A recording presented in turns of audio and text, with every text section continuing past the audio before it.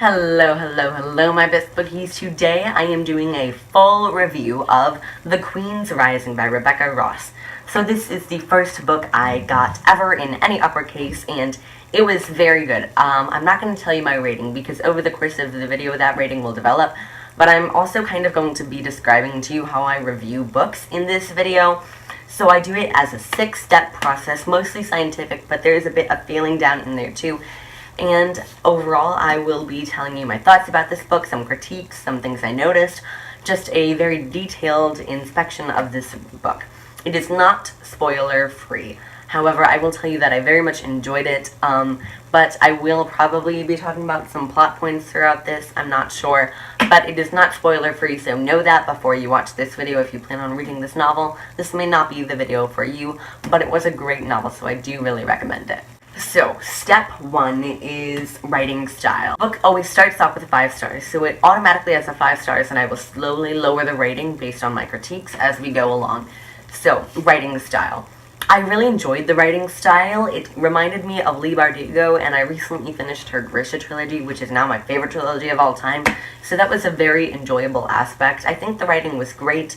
It was a bit unpersonal at first. I found how we didn't know a lot about Brianna, the main character, so I found it was a bit impersonal at first, but I didn't really mind that. I don't think that affected the story.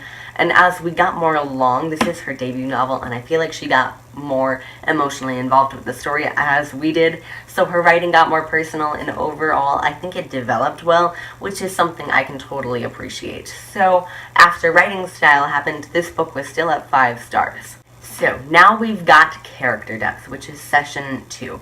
So this is a much longer and much more detailed session, and I'm actually going to put my laptop on my lap here if you don't mind. I kind of need to look at my notes. But, so, I loved Brianna and her siblings. She made them very likable characters, but she also made them all very, very different, which I can really appreciate. I loved that. They were all different characters, but they were all also great.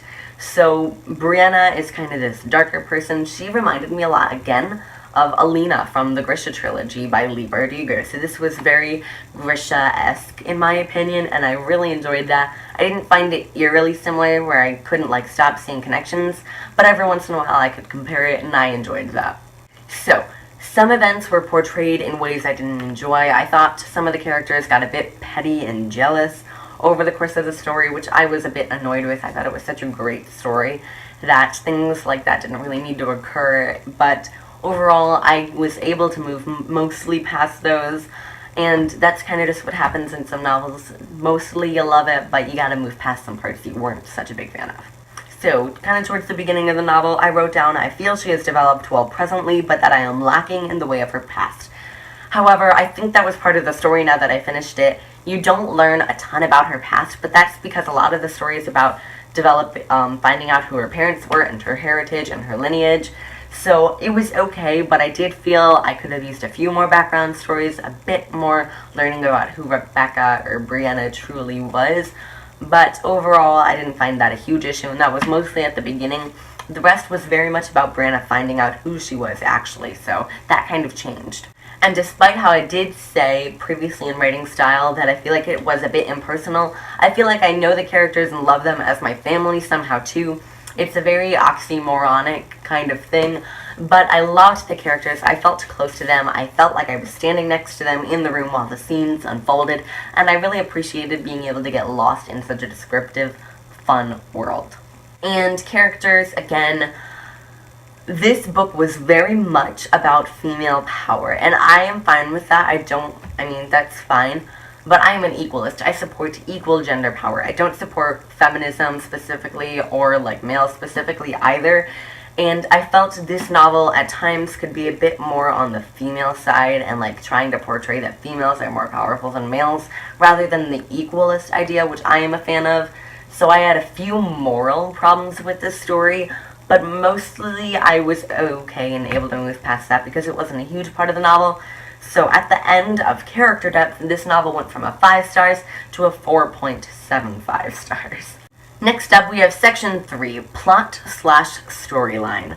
So this book, at first, the good beginning chunk, 160 pages, took place in a school that she was at, kind of, so I found that Harry Potter-esque, and I enjoyed being taken back into that world, and the siblingness, I don't know how to say that, but like the closeness and the camaraderie of all the girls, it was so fun. I really enjoyed that. Going back to that fun Harry Potter-esque world, it was great. So throughout this book, a plot developed throughout the book, and the plot ended throughout the book. So I really experienced an entire thing. However, with most trilogies, which this should be a trilogy according to Goodreads, most trilogies have like a plot line over the entire trilogy rather than just throughout the book, and I feel like this book had a plot line, but the plot line ended. So this would be a great standalone fantasy. However, I believe it's supposed to extend to a trilogy, but I'd be okay with that. It was a pretty satisfying ending, and I wasn't left wanting more. I'd be okay with more, but I wasn't left like needing more. So I don't know if it's going to extend to a trilogy, but I'd be fine either way. And at the beginning of the story, for quite a bit, like the first 160 pages, I was wondering where the plot of the novel went. Because the first like 100 pages lead up to the end of her school year, essentially her graduation in a way. So I knew that would have to end, but I had no idea what would come after that. So the plot, I had a few issues with in this story, but I was overall mostly okay with it. It was a great story overall though, so plot was fine, good plot twist kind of thing. I enjoyed it. So there were two pretty major plot twists throughout this story.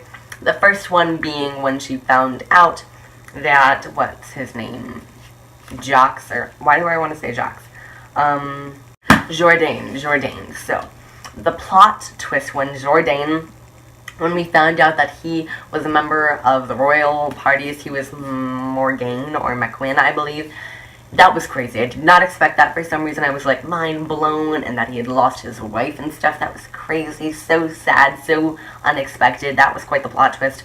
And then when we found out that Gautier is Diaramitz, I did not expect that at all. That was even more mind blowing than the first one. I expected it to just be another guy. I didn't expect that to be a huge part of the story. But Gautier is Diaramitz, and that was just mind blowing, and I absolutely had no idea that would be happening. So super great plot twist in this story. I could really appreciate the plot of this novel. And I literally wrote down towards the end of my plot/storyline section, OMG, this romance, I can feel it blooming again. Ah. So there is some romance in this novel that is really intriguing, and I wish it had gone a bit further in the romance aspect. However, overall, I was mostly fine with its kind of lacking. But the romance in this novel, it had me going, it had me tripping, it had me wanting more. Overall, I really enjoyed the plot, but it did bring it from a 4.75 to a 4.5 stars. And then section 4, which is just general interest. How intrigued was I in this story? How hooked was I? Was I kind of just bored with it? That kind of thing. And overall, I wrote totally hooked and really wondering what is going on. So it was a very mysterious book. I was very hooked throughout the whole thing, and I was really enjoying where it was going, and I definitely wanted to know what would happen over the course of the story. So I was very interested and hooked in it. So at the end of section 4, it was still at a 4.5 stars for sure.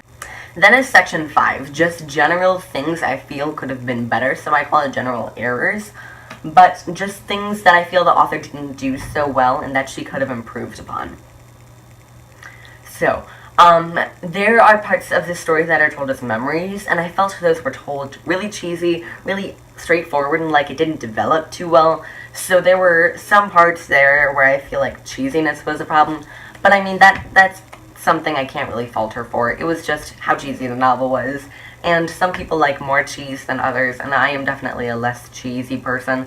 So it was fine, not really something I'm going to fault her for, but just something I kind of noticed that it was a bit on the cheesy side for me. So at the end of that, I left it at 4.5 stars, still right there, which is fine. So then section 6, which is just additional feeling, how I really felt about the story overall, what I felt it deserved, and so I really loved this novel. I was very hooked into it. I emotionally liked it.